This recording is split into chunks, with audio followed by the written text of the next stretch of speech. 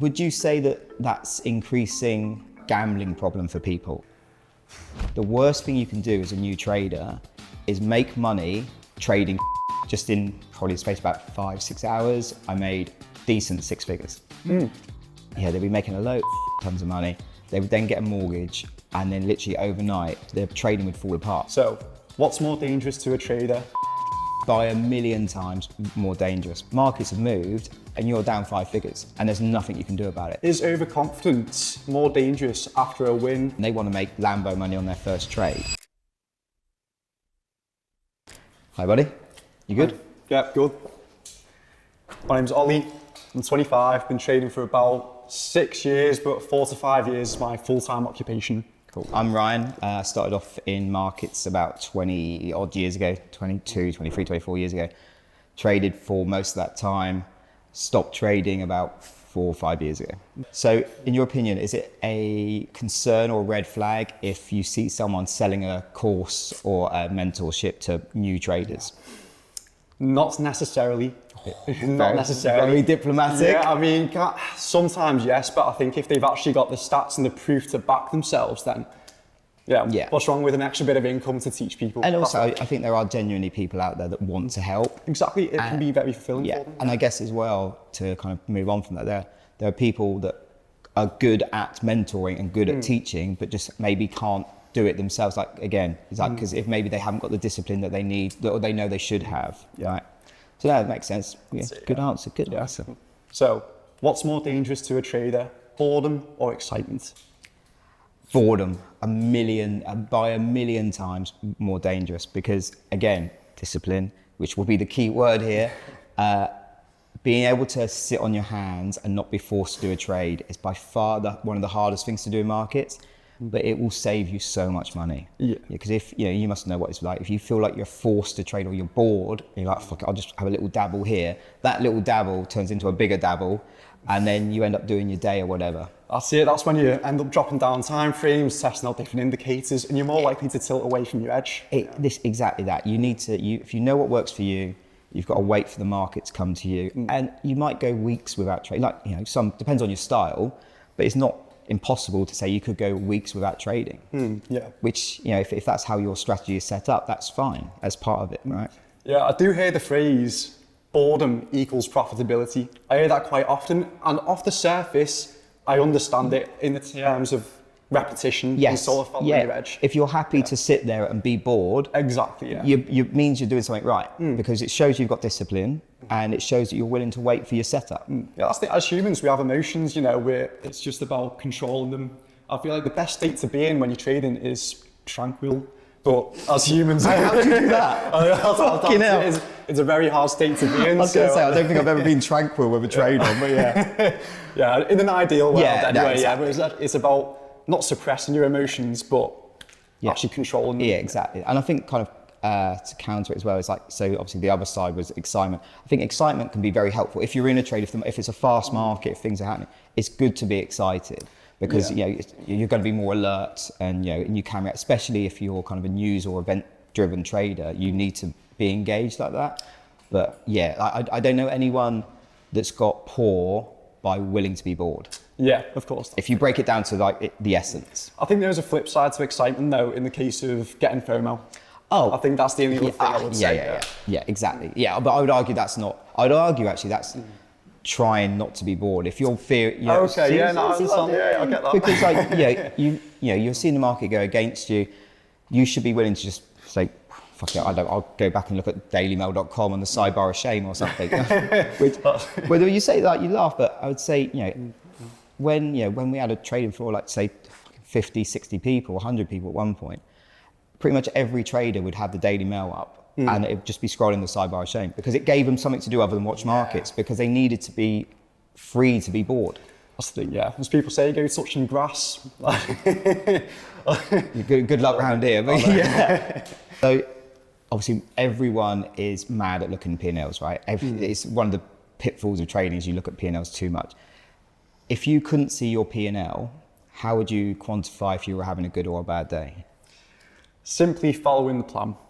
In very simple terms, I think. All right, you choir boy. I think if as we mentioned before, if you like with boredom and excitement, I think just sticking to the plan and not letting your emotions actually dictate what you do, that's having a good trading day for me, whether you have a trade or not, you know. So by that definition, what about if, you know, following your plan is one thing, but what about if you were just wrong?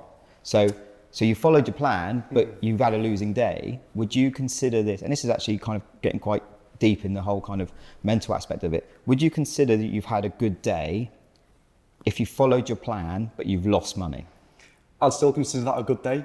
He's saying all the right things. He's saying all the right things. Just because, again, because you're not going to make money every day, right? I'd argue it's better having a losing day but following your plan than having a winning day but taking an impulsive entry. 100%. I think a really good and a really old trader taught me this when I first started.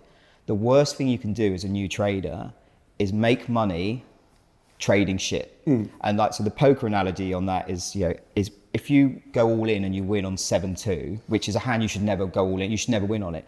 You're going to think that going all in on 7-2 is a good thing to do. It's better to lose, like you said, lose but trade correctly than win trading incorrectly. And I think it's so hard for a new trader to grasp that. So yeah, I think it's hats off to you. Yeah, it took me a lot longer than 5 years to learn that bit. I'll give you a clue. Yeah, I feel like because you're an ex-institutional trader, especially with retail, because there's either bad mentorships or no mentorships, I feel like being in an institution, you've got a lot of people who can help you in that sort of way. Is that the case, or is it something you've got to learn on your own? No, I think, well, you've got to learn it for yourself, because no matter how many people you've got around you, you still need to take that in and deal with it. But yeah, so like, you know, when I was at Kite Group, you know, I'm surrounded by professional traders. There's always people to chat to. They're like people that have been in the game, you know, 20, 30 years longer than you. You know, so you're soaking up as much as possible. Yeah, and again, you know, the best ones of those, again, it comes down to longevity, right? You need to be in the game tomorrow.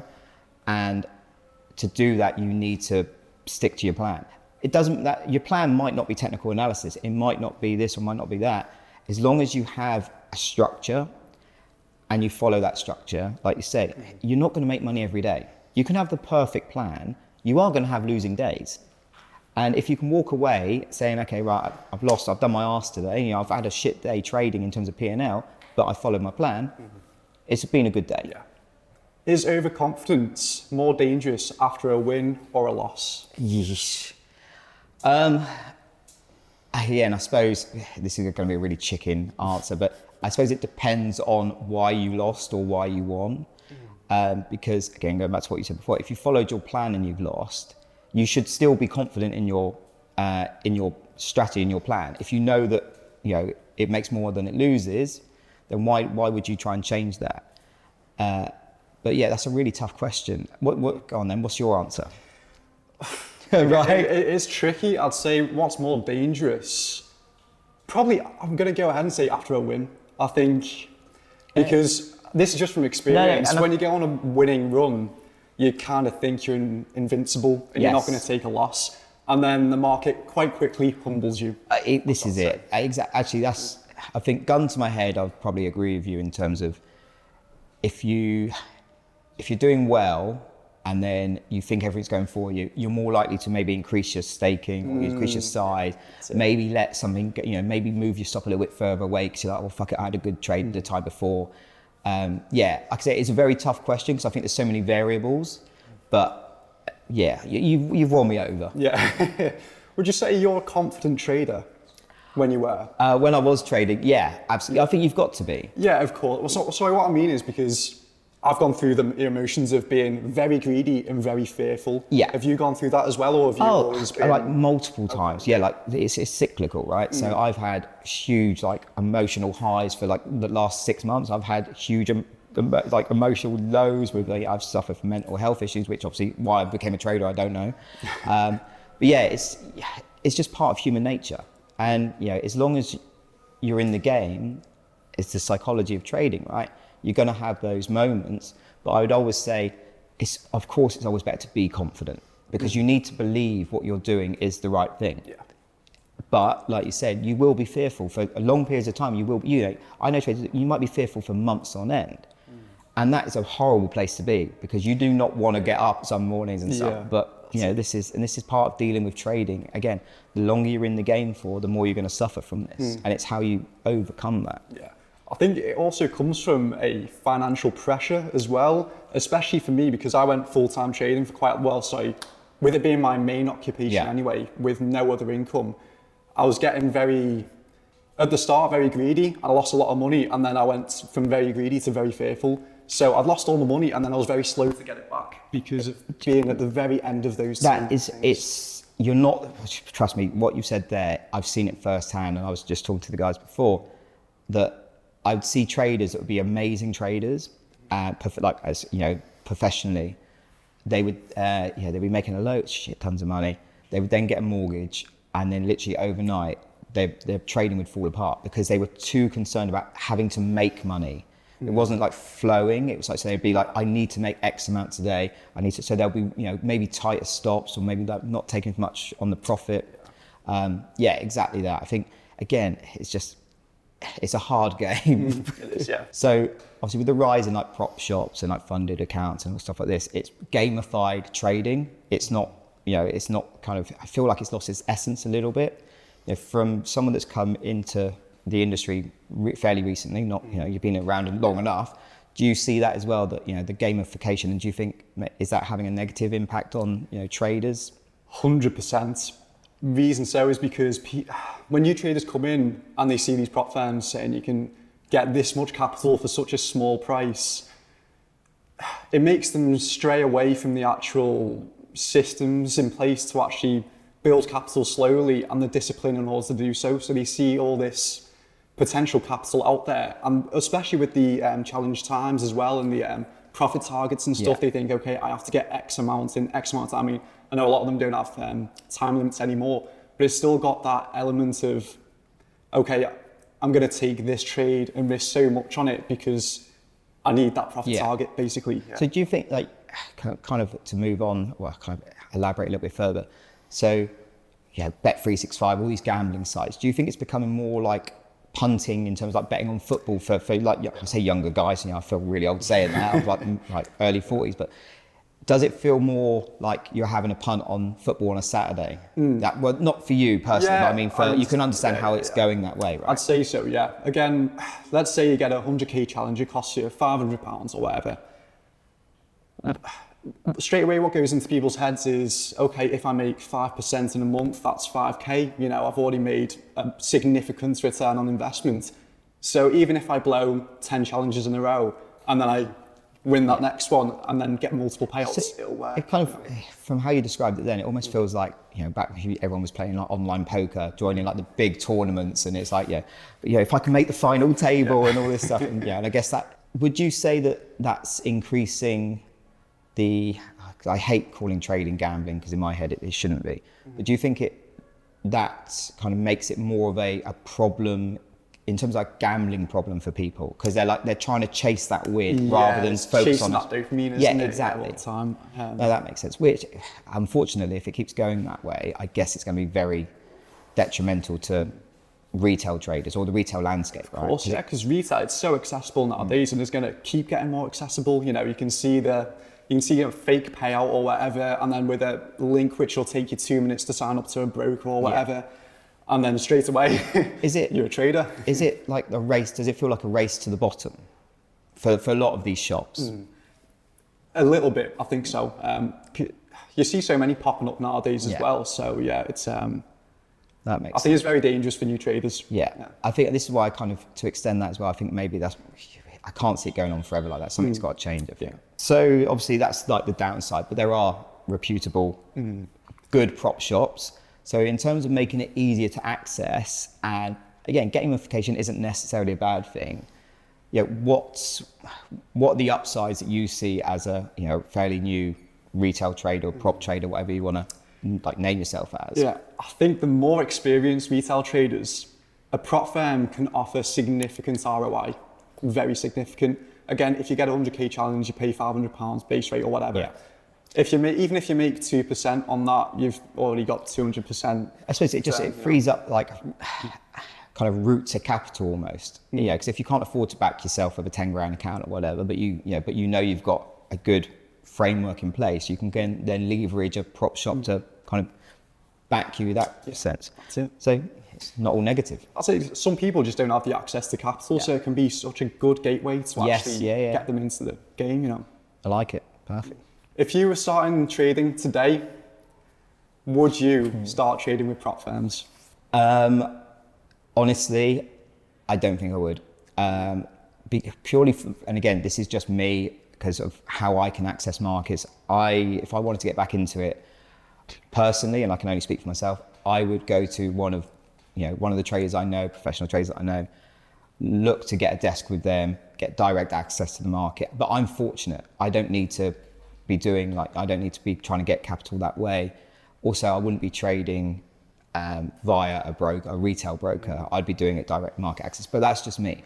I can definitely see experienced traders that have stepped away from the markets coming back. And a lot of these guys, they might be semi-retired from their other jobs, and they just want, like you said, an easy way to access capital to get backed. Mm-hmm. Why wouldn't you?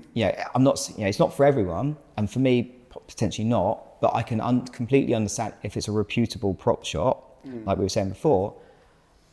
It's very limited downside. Yeah. If you believe you're good enough, depending on how you time when you kind of started trading, so like 6 or 4 years. Yeah. So how did you actually get in? So 6 years ago, when you first started, looking at markets, what kind of drove you to look at markets in the first place?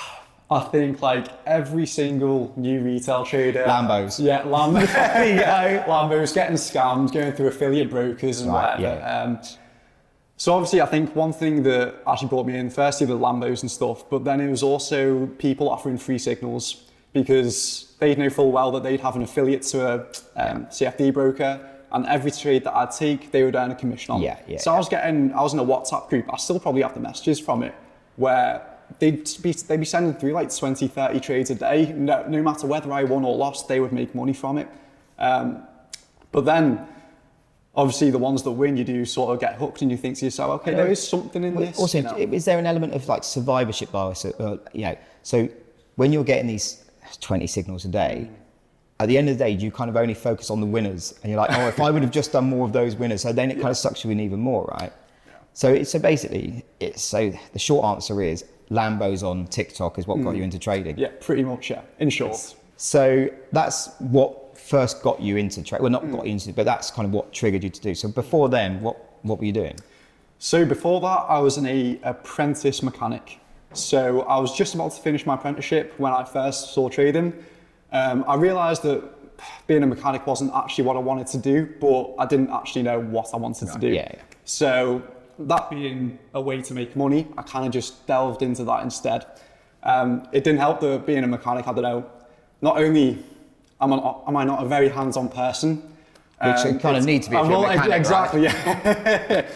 I also, it was a shame that I picked the lowest paid trade as well. So going from that to seeing all these people making millions or millions, should I say, driving Lambos and stuff. Yeah. So that's a massive shift. But like you said, I suppose, like you said, you weren't really feeling it anyway. So that it was like you were going to probably find something other than what you were doing, right? Yeah. I think that's a really good thing to focus on, because there's some people have a very good job or like a very good apprenticeship that they love, but they still get swayed by the Lambos and they give up what could be an amazing career to punt, and most people will lose money. It's a shame. Yeah. So how did you first get into trading, and what's your journey through it? So mine was, I grew up in Somerset, very, very little to do in Somerset. A lot of my stepdad's friends, which, East London, because obviously kind of when my parents got divorced, kind of came into London. They were a lot of them were floor traders, so from the Life Exchange and stuff. And just seeing them on a Friday night, throwing money around, loads of amazing stories. Yeah. They were driving around in Ferraris and Porsches, and I hated college. I was like, I cannot do this. So then I kind of went, I'm not going to go to university. I want to be involved in this, what these amazing guys are doing. So I got a job as what's called a runner. So basically, office bitch, basically, on the trading floor. Just worked my way up through and then became a trader that way. But it was something from about 15, 16, I knew I wanted to be involved in markets. That's interesting, because I do hear people who maybe haven't been to university who would like to be an institutional trader, but how would you suggest for them to get into genuinely. So obviously, also to clarify as well. So when we say institutional, basically, I was backed by a big firm, and we were a big, Kite Group. We were one of the biggest private entities on, especially the life exchange and stuff. So when we say institutional, don't think I was working for Goldman Sachs or anything like that, because that'd be a little bit misleading. But to answer your question, I genuinely don't think it's possible. When I did it, there was a route to trading, which is what I took, which was you start off as a runner at like the lowest of the low. Yeah. You do your time, like 2 years, and then you get given a trading account. As far as I know, I don't know anyone that came after me that did it that way. I think I might have been one of the last people to do it that way.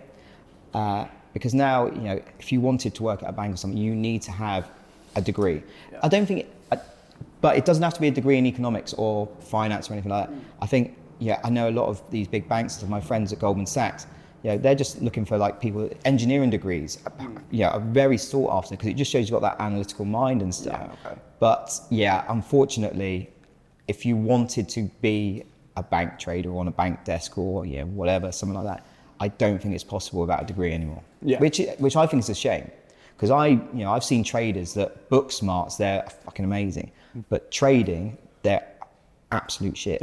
But they're the kind of people that you're pretty confident when they go for a shit, they're facing the flush. They've got nothing up here apart from the book smarts. So, does trading success have more to do with environment or skill? Do you want to ask a harder question? Again, it's a really weak answer, and I apologise, but I think it depends. I think you need a combination of the two, because they're so important. Like, you could have all the skill in the world, but if you're if you're not surrounded by the right people, just even when we talk about environment, like even mental environment, what you're in, you need all of those parts. And again, you could be in a perfect place mentally and surrounded by great traders, but if you haven't got the right skills, and when we say skill, that doesn't mean there's no one skill that's I'm a good trader. Being a good trader is, as you would know, loads of different skills, most of them you can't even quantify. So you need a balance of the two. I would say for me, I would rather be around other very good traders and in the right environment, because I think you can slowly learn those skills. I don't know, but so what do you think? I'd agree with that. Again, it's very tight between the two, but I think if you're in the right environment, as you said, you can learn those skills. It'll take time, and you've got to be patient, right? Yeah. And you've got to be willing to be bored, which is what we said before. Yeah. But if you've got the skills but not the right environment, you don't have any sort of mentor, anyone to guide you or anyone to show you the right sort of disciplined mindset. And also, like even when you're surrounded, sitting on a trading floor of like fucking up to 100 guys, trading can still be fucking lonely. If you're losing money, you are in your head, you're the only person in that room. So if you're trying to do that at home on your own, it's not going to be a good place to be. Yeah. So I think that's when you really do need that environment it's almost like a support. It's like basically therapy. Yeah. You need that support group around you, right? I think that's something that doesn't get spoken about enough, the actual mental struggles that trading can bring to you. Absolutely. And I'm a big kind of advocate for the mental health, because I've suffered badly with mental health. Trading obviously not being the best game in town if you suffer from that. Yeah. But it's so important. And again, that's why the right environment has a place, because otherwise, you're just going to be fighting a losing battle all the time. And you've got to give yourself as much chance to win, because it's hard enough as it is. What's the biggest win you've ever had? None of your fucking business. No, seriously. It was kind of the biggest day was when I was trading natural gas. There was a big gas fund in the US that was basically going tits up that day. Basically, they were liquidating. And I made, just in probably the space of about 5-6 hours, I made decent 6 figures. But, that doesn't mean I made that every day. That was a one-off. Yeah. And, that also doesn't mean that I didn't lose a significant amount as well. I would say, I think it's more interesting to talk about your biggest down days sometimes. But there we go. But what about you? Probably relatively recently. So it was during the Trump elections. Great time to trade. Very great time, if you understand it. Yeah, exactly. Of course, right. So unfortunately, it wasn't actually on a prop account. It was only on my live. But it's still right. It was still good, yeah. But the only thing is, because I don't have that access to the massive capital, it wasn't as big as I would have hoped. But it was still in the just under 5 figures. Fucking happy days. Yeah. Well done, mate.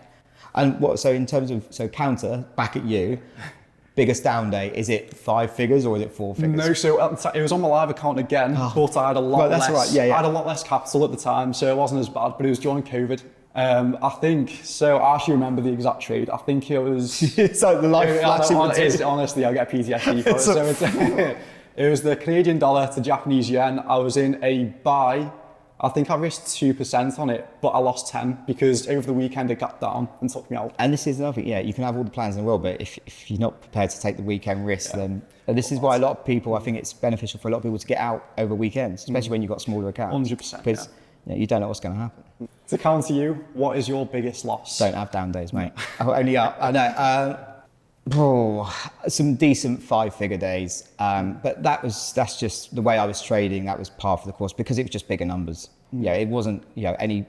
I've had some errors, which is obviously really heartbreaking, like so fat fingers, or you forget you've got a trade on, or thing is as well, like where we're trying direct on the exchange. This is 15, 16, 17 years ago. Sometimes the exchange would go down, so we'd be trading have big positions in the spread. Do one side, the exchange goes down, I can't hedge my trade. The exchange comes back up sometimes 3-4 hours later, markets have moved and you're down 5 figures and there's nothing you can do about it. That's when it really pushes you mentally because everything's out of your control, but you're not going to get anything out of the exchange for it. And I think that's where the technology of markets and trading now has come on so much that these big exchanges don't have downtime anymore. Well, very, very rarely. But back in the day, it was exchanges freezing or going down potentially once every couple of weeks. And we're talking huge error and huge big issues. And also we're not talking retail brokers going down. We're talking CME going down, Eurex going down, Life going down. So non-farm payrolls, right? We all know non-farm payrolls. Without every non-farm payrolls for a long period of time back in the day, the Bund would freeze or crash completely. So the German government bond. One of the most active liquid markets in the world, for futures, it would crash basically every non-farm payroll. But we'd still trade it and we'd know it would crash. So why we were doing it, we don't know. And then you're screaming at everyone. And then you're having 4, 5-figure down days and you're like, what the fuck am I doing with my life? Why didn't I just leave it alone? Yes. So as a retail trader, obviously you're not, most retail traders aren't sat in the front of their desk for 24 hours a day. If you were trading longer than a few hours a day, would you, obviously there's so many variables, but would you consider that a good thing or is that inherently a bad thing if you're spending too long watching the markets? It depends. It depends on the strategy you're using. I think for me personally, I don't spend that much time on the screen because, you got your levels and... I've got my levels, I look at Thunder quite a bit. I've set price alerts. If I don't see a price alert, I very rarely look in the markets anyway. So realistically, I'll probably get 2 or 3 trades a week. That's all I'll get. Whereas the average retail trader will have a lot more than that, so they'll have a lot more time on screen. Yeah, so I guess that kind of ties in what we said before about being comfortable. So you're comfortable being bored in markets, which is why you're still around 6 years later, right? And this is it. I think that's a weird one. For me, not being at all retail focused or knowing what the hell goes on in retail space, we would literally get into work every day at say 6:30, 7 o'clock sometimes until the market closed or until 7 o'clock at night because we had to be there because maybe we've got got positions or that's what you're being paid to do, right? So it's an odd one. I guess being able to step away from the screen for a retail trader is hugely beneficial if you've got the discipline to step away. Yeah. And I guess in your experience, would you say that the people that aren't doing that many, or shouldn't be doing that many trades, potentially the worst thing they can do is spend too much time in front of the screen? Yeah, 100%. As I mentioned before, when you spend so much time on screen, you're more likely to tilt, you're more likely to experiment with Boredom different things. trade. Yeah, exactly. Yeah. So that's what I'd say about that. Yeah. So basically, step away from the desk as much as possible. 100%. Find other things to do. Find other streams of income. I think again. OnlyFans. Maybe. But as I mentioned before as well, the financial pressure. That's another big thing. So having other things to do when the markets are dead is a big thing. Exactly that. I think that's. Yeah, can't fault that. Again, I think that's testament to the fact you're still in the markets because if you gave the other answer and said, no, I want to spend every second of the day, chances are you wouldn't be sitting here trading for 6 years or 4 years. When trading, do you think you should be emotionless? No. if you were trying to be a machine, program an algo. For me, I think you need to feel the market. I think you need to have some emotion. Obviously, too much emotion is very bad. But if you were just sitting there with no kind of feel and vibe for the market, personally, I think that's detrimental. I think you need to have some emotional connection. But it's a fine balancing act, and that's just how that's me. And again, no trader is the same, right? So from your point of view, because you've got your levels and stuff, I guess for you it doesn't really matter what emotions you've got, because you've got your targets, you've got your entry, you've got your stop. It's all predetermined, yeah. So for you, it doesn't matter. Again, I think that shows the difference between our two kind of not backgrounds, but in terms of our two kind of types of traders. I think it's kind of quite refreshing to know that there are retail traders out there, or prop traders out there, sorry, that can be emotionless. And I'm guessing from a retail / prop trading aspect, I'm guessing emotion is probably a bad thing. Whereas I think from my side of it, I think emotion is a good thing. Yeah, I think, it's not good or bad, it's how you funnel that. Yeah, exactly. I think we as humans, we've got emotions, but you can't let it into the markets. Nah, That's exactly. what I think. And because as soon as, if you, like say, start trading on tilt because you're angry at the market, I think the worst thing you can do is be angry at the market. Oh yeah, I know. I mean, we all do it. I know that. But that's a good point. And again, I think that's a really good example of the differences between the two types of backgrounds. Based on everything we've kind of been talking about before, especially like the race for wins, do you think that a problem with prop trade retail traders is they look at the Lambo first, and then they try and work out how they get the Lambo comes secondary. When they kind of get to the market, they just want to punt because they want that big win and they want to make Lambo money on their first trade.